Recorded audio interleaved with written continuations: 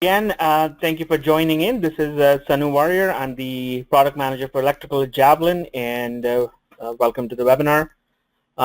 Just a quick start on what the agenda for today would be. I'll just give you a brief update on Javelin. Continue on with what we heard from customers about what the manufacturing issues are today and how design can be made better to help manufacturing.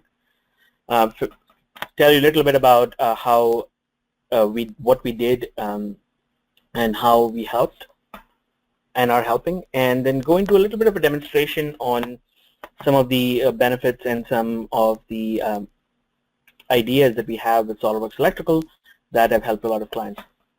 We'll jump right after the demonstration into some next steps and some question and answers, so feel free to put your questions in the GoToMeeting window, and I'll attempt to answer them as best as I can. So as for Javelin, you already know us, of course.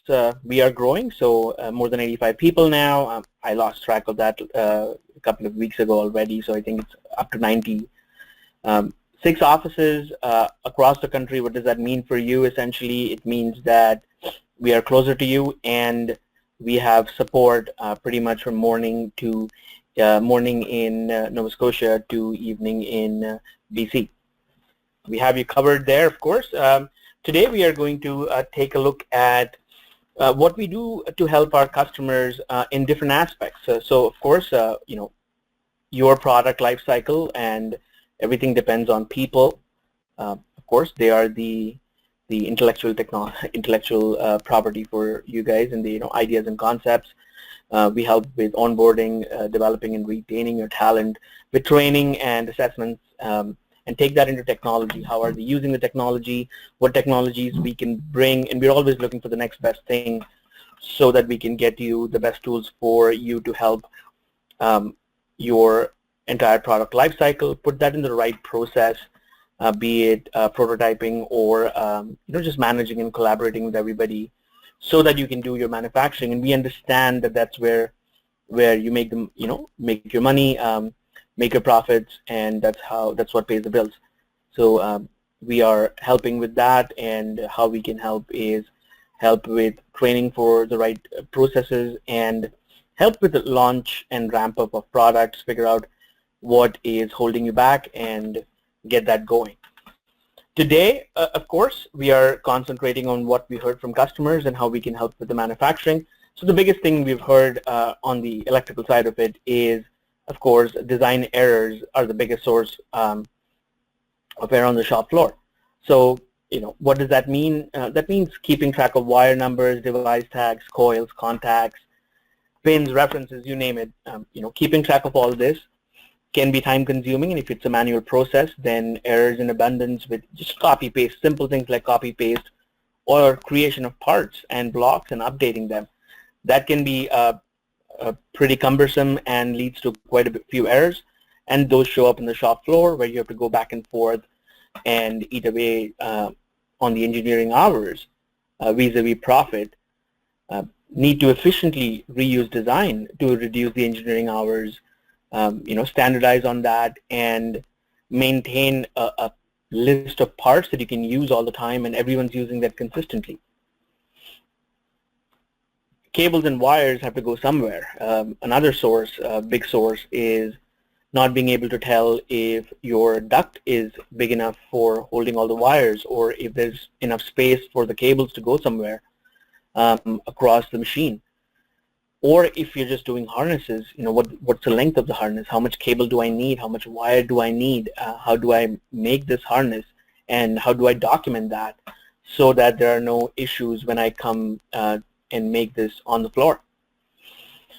And of course, if there's no documentation or there are errors in documentation, it brings everything to a grinding halt. The shop floor has to go back to the engineers and or draft people to figure out, okay, was this what you meant? Was that what you meant?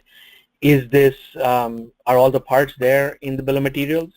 Is there, how do you lay out this terminal? How do you connect that? Is there a cut list for the cables and wires? Are there labels printed? So on and so forth. So when it's a manual process, errors creep in, and all of these are the biggest areas that we have heard. Time for a quick poll question there. A question just came up. I'm just going to, we are recording this session, so it is going to be available for you guys. Just a quick poll question that, is, which of these areas do you see a direct impact on the manufacturing for you? You can select any and all, and it would be great if you guys could let us know that if our information, if what our customers are saying is relevant for you guys as well.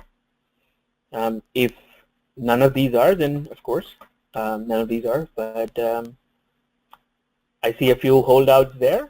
If you could just do that, I'll keep it open for another 10 seconds, and then we can wrap it up. So I'm getting a lot of people saying wire device and reference errors affect manufacturing directly, and most are coming in also as designs are taking very long.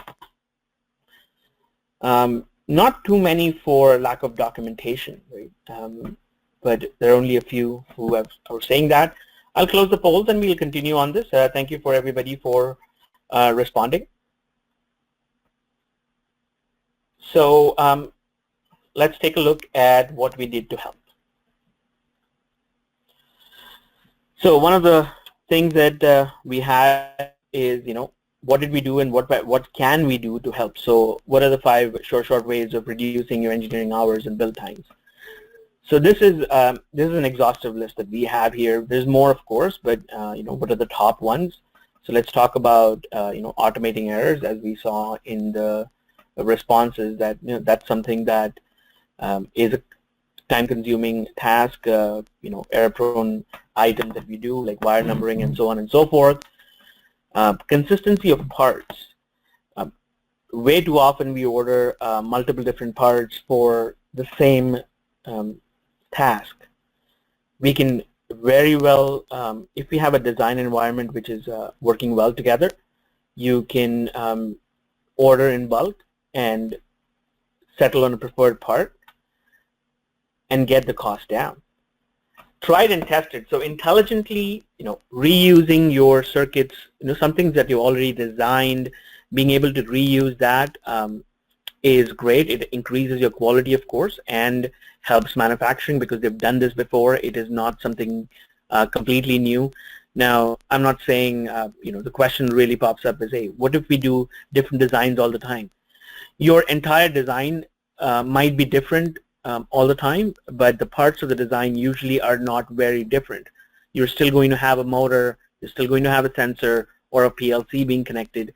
You can save different parts of your design and piece it together to make a completely new product that does something completely different, and still have true and tried and tested models out there so that you can get it done properly. One of the big things that you can do to avoid commissioning or build errors on the floor or at the customer site is terminal layout drawings. I see it. I'm seeing it more and more these days, but not often enough. I know during my time, it would have been great to get that information so that the person who's putting this together can get that done pretty quickly and knows exactly what wires are going where, which cables are going where, and how to connect them. And of course, automating your reports so that there's no discrepancy between your schematics and your reports. Save you time, of course, and provide you with the right information, be it for ordering purposes or for getting parts assigned to a builder, a panel builder, or a parts builder, whoever they have the right information at the right time. Let's take a quick look at how we can solve some of these things, and we'll come back to the other parts of it. So we're looking at SOLIDWORKS Electrical today. Project Manager helps you manage all your projects. I have a project open already, and I'm not going to go through the whole thing about each and every detail, but simple things like how you can reduce your time, right, is let's make sure that the wires are wires, and They can be made and connected pretty quickly. If you're adding a part or copy pasting something, you should be able to do that fairly easily. Control C, Control V, and have that part number change and update along with what information goes with it. You can see on the right side that all the information that is there is present. So if I wanted to change this information to, let's say, this is my alternate motor, right? I should be able to do that pretty quickly and save that and apply those changes. So I can see that change happening and have that change across all your parts in your project. So be it your reports or anything like that, just making sure that every information that you have in your project is updated all the time. If you were designing from scratch, of course, you could go and find a symbol to add, a block to add, whatever you want to call it. I can search here. So let's say contact and get all the contacts there are and drag and drop that onto my line and have that connect automatically to whichever part that I want to add. In this case, I can give it any description I want, any information that is there. If you already have that part in your project, you should be able to go and select that. So in this case, we have K3. So we want K4 as the part number, and we can select that and all the information shows up. What is more is that you have a link between your relay and your contact. So if I want to go and find my coil, I can go and find on a different page that coil is connected. It also tells you here where that is and what's used and what's not used. So in this case, my power contacts are used. There is an auxiliary contact I haven't used. So if I, let's say if I want to just place that over here and make that part of my K4 as well, you will see that now that's green as well, and that's updated as to where this part is placed, and there's a link on it as well. So it is just about having the information update automatically, make sure that there are no errors, and so on and so forth. Going back to the previous page, just to finish it off, of course, I can see a list of all the parts that are in there. So these are locations that I have. So on my chassis, I have a breaker. I can insert a symbol for that and go and select from any symbols that are. So what you will find more and more is that you don't have to make new symbols or new blocks. Most of them are there already. So I can just go and select that from there and place it, and that information is there as well. So very quickly you can build your designs and have that update all other parts of your design. So let's take a look at terminals, for instance. I want to add some terminals here. I can again select whichever terminal I want. In this case, let's say I want to select passing terminal and place that in there.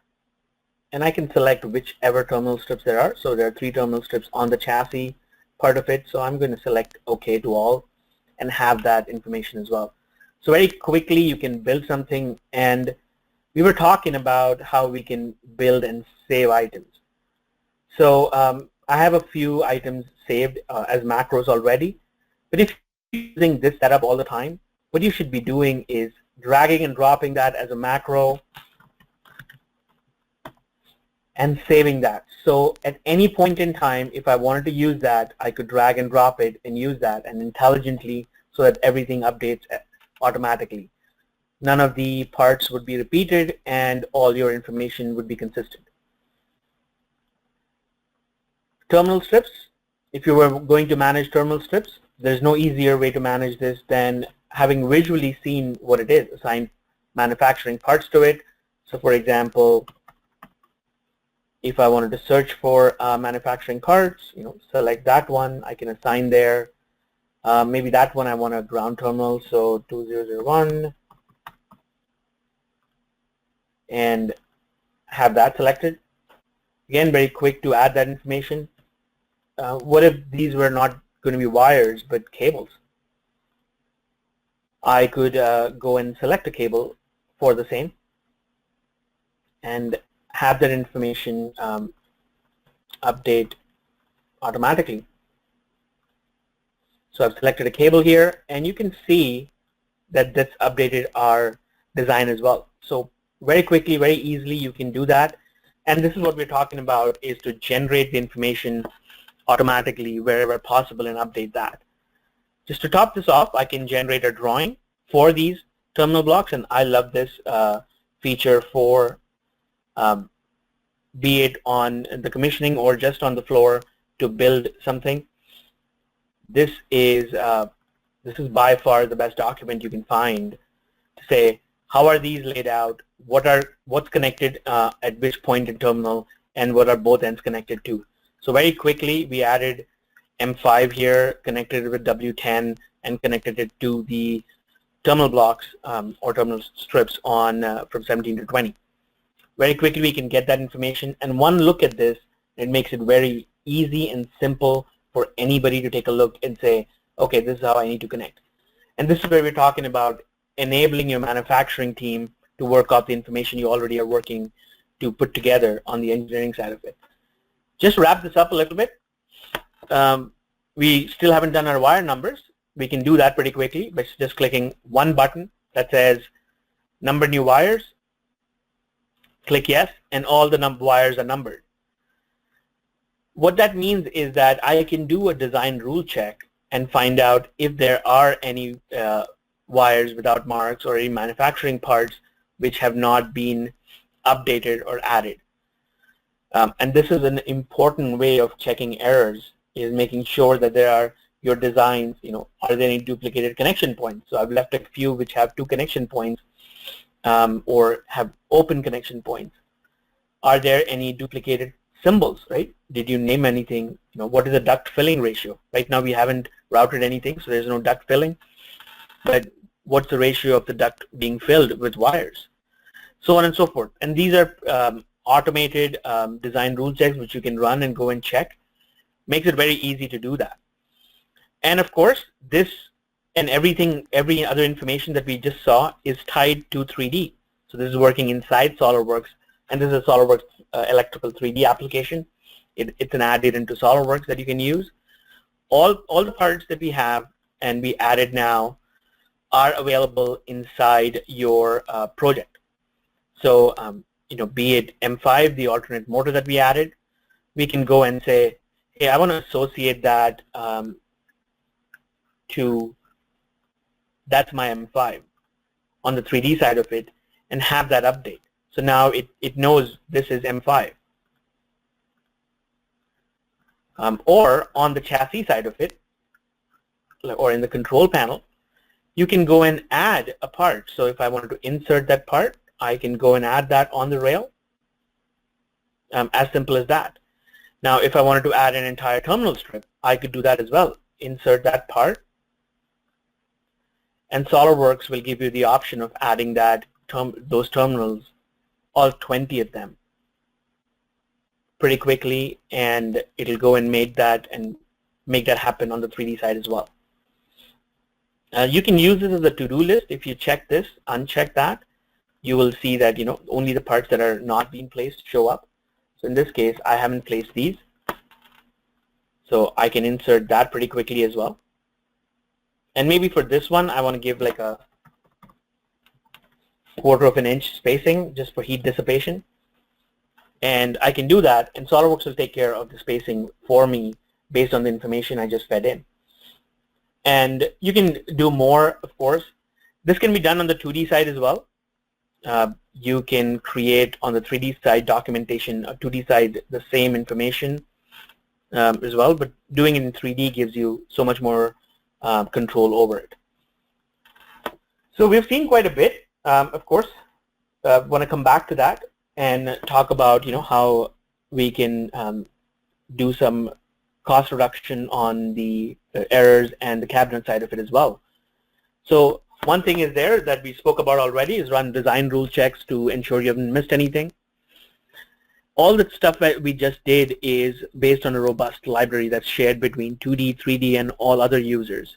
So multiple people can work on one project at the same time and looking at the same libraries. And of course, you want to ensure accuracy of the BOMs, and BOMs are being done automatically. You'll see that in just a couple of minutes, where we can look at the BOM and everything is there. And of course, on the 3D side of it, or even on the 2D side of it, you can integrate a lot of stuff that you have in your schematics into your cabinets. But on the 3D side, you have the ability to route cables and wires, and even go as far as to do simulation for airflow and temperature to make sure that everything is as you need it, as you designed, to make sure it runs for longer without errors, and you don't have to go run out in the field to fix those things. That's how we are helping customers reduce their manufacturing costs, engineering costs, and overall cost of making a product and making sure that it gets pretty quickly to the market. So some ways that we're doing that is, of course, automating designs. PLCs, making easy to manage PLCs and panels, of course, simplifying the library management of it, and automating the reports. Now, we've seen some of this already. A quick poll question to make sure that everyone is on the same page. What would your team benefit from? Are there areas that you would benefit with either automation of mundane tasks, better designs, 2D and 3D working together, or during the presentation you've seen not much that you can see helping you get anything made better? All the options are there. Please feel free to choose. And hey, lot more people responding this time around. I think we have hit home, and it's an equal mix on the first 4, and no one has selected none of the above. So that's great.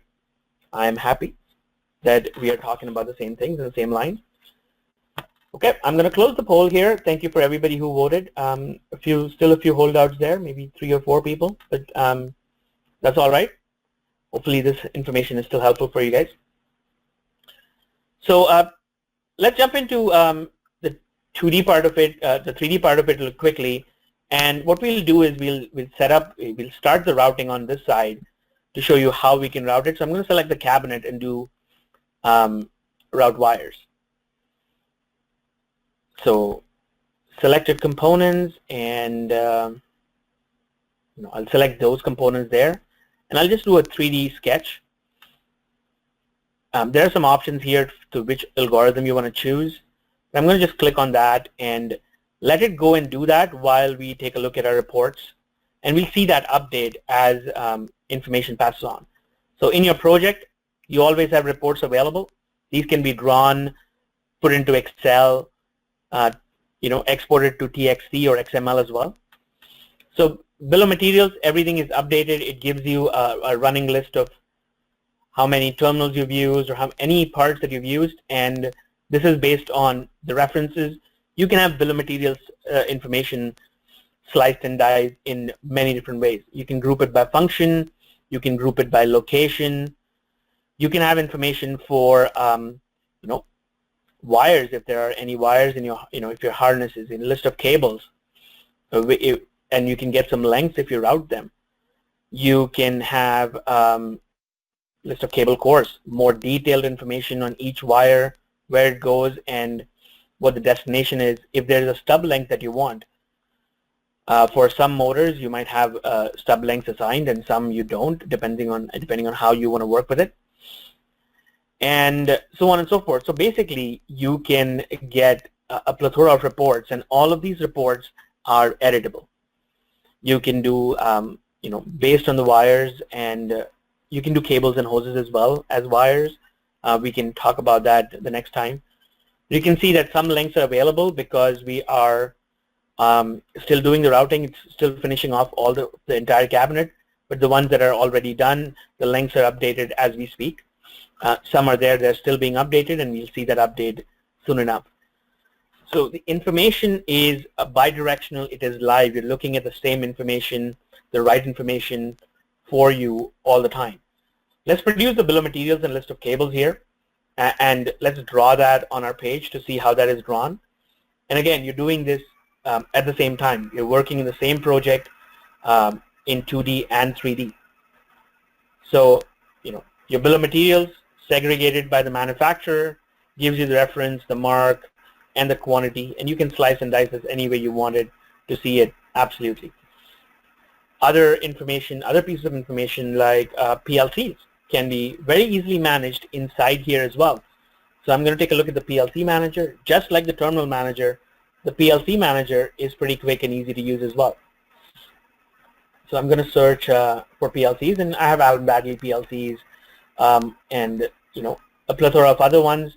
These parts are available either as part of getting the product, getting SOLIDWORKS Electrical, and also there's an online portal that takes that their SOLIDWORKS is working on to make new files every time, so you can go and find that and use it or download it off the web. For today, I'm using a Schneider Electric product that essentially has these many circuits. What I'm going to do is I'm going to just use the default inputs and outputs here, assign some inputs and outputs, and show you a simple way of inserting PLCs in your projects. So I will say generate a drawing and put that drawing on a piece of paper. So all I've done is selected the PLC and said go and draw it. So no more you have to go and make a PLC block and then figure out how to connect it and how not to connect it. What you can do is fairly simply just make the PLC drawing, and this can be done automatically. Now these were of course macros that we have already selected as default. You can go and change them or have your own setup so you can do your PLC drawings with just one click. So these are of course editable and you can do whatever you need to at the end of it, but these can be done with a click of a button. And these don't have to be made. Their SOLIDWORKS makes them based on your inputs and outputs.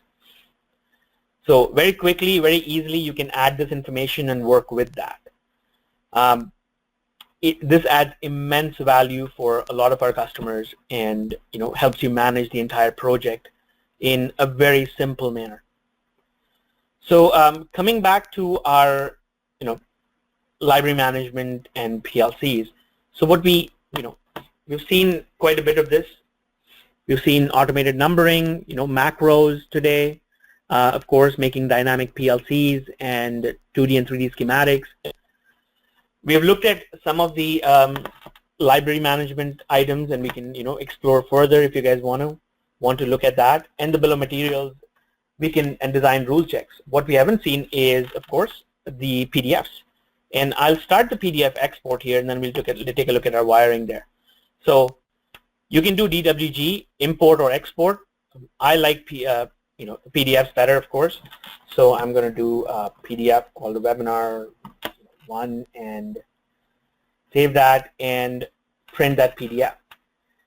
And what this is going to do is it's going to wrap up our entire project in a PDF and give you an intelligent PDF.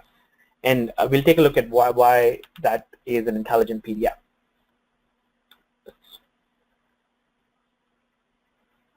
The PDF. So this is what happened when we did the wiring in 3D, all neatly aligned through our ducting and so on and so forth. And then you can go and find what ducts there are and how much fill rate is on those. And this will update all the wiring lengths as well. We can do the same thing with cabling. We can take a cable that goes from here to the motor, and we can take a look at that. For the interest of time, I'm not going to show that entirely today, but essentially it's route cables, and you have a different method of routing if you wanted to, and click on OK, and that's going to go and figure out how to route that cable based on the connections you made in your schematic. So let's go take a look at our webinar PDF to wrap this up today. All your PDF information is there, so all the project schematics, line drawings if you wanted to work with line drawings, and all these are interrelated with your schematic. So I can click on my line drawing, take me to the motor. I can click on my contact to take me to the coil, or I can go and find a component here to say, hey, in my enclosure on my door there's a light, where is that used, right? And go and find that indicator in different places, be it schematic or single line. And everything, including your bill of materials, is in here. If you wanted, your enclosure drawings, or other documentation related to SOLIDWORKS. Everything is available for you. This is your 3D assembly. If you want to create your panel drawings from 3D, they can look like this as well. So I know we are about at the end of our time for today. We'll talk about next steps and questions. While we're doing that, why don't I share another poll with you to see if this information today was helpful. And while I do that, I'll load up the questions and start answering them as well.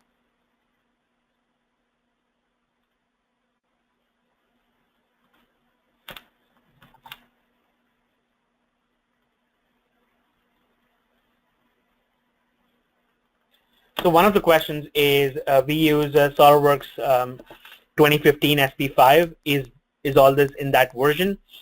There are a couple of things that are not available in that version, but whatever you've seen today, most of that is available in the 2015 SP5 version as well. So you should be able to use the SP5 without any issues on that side. So let's take a look at polls, and yeah, I'll close that. Thank you for your response. I know responses have grown steadily over the 3 questions. That's great. And whoever had more questions and more information required, we'll follow up on that with you and get you those answers. So I know we've gone a couple of minutes over here. So I'll close that poll and just wrap it up with you know, how we can help. While we're at it, of course, I wanted to show you the information as well. So this is the cable that we just routed. It is going through your entire project and going and connecting into the cabinet into this information. So this is a very visual and amazing indicator for anybody making that panel or going and putting this up on a client side, and how this is built and how this is done. So let's wrap this up with our presentation and you know, the questions. Thank you again for joining us today. So next steps, if you need more info or if you want to see more, join us on March 9th on how to automate your designs. There is a live in-person event with experts from SOLIDWORKS coming in and our customers coming in to talk about how they achieved great results with SOLIDWORKS Electrical and SOLIDWORKS working together on March 8th in our Oakville head office. Feel free to reach out to us for any other info on that. There will be, of course, a presentation in the morning. We have some great food coming in for lunch, and then a hands-on session with the software experts to get your hands on the software and work with us to learn and how to do it, on how to use the software. What can we do for you? As in, we've done it for different clients, we can do it for you, is review your design and manufacturing processes and help you streamline those to understand where we can make the major changes to help you streamline those things better. And you know, above everything else, provide you real, measurable, and actionable plans. We're not talking about just having a SOLIDWORKS Electrical software. We're talking about what we've learned from different customers over the years, and we just want to help you make sure that you are doing the best possible solutions for yourself. And of course, if what you've seen today has enticed you to talk about more information and you're doing your design with drafting tools, let's discuss why you should take a look at SOLIDWORKS Electrical. What's the ROI? How does the implementation look like? What are the training plans? And we can lay all that out and have a discussion on that. So again, thank you for joining today. We've gone a little bit over and I apologize for that. For any other information, we have our events, blogs, and any other info, including videos, available through our YouTube channel and our Javelin website. So feel free to attend that. Thank you again. Have a great evening. Talk.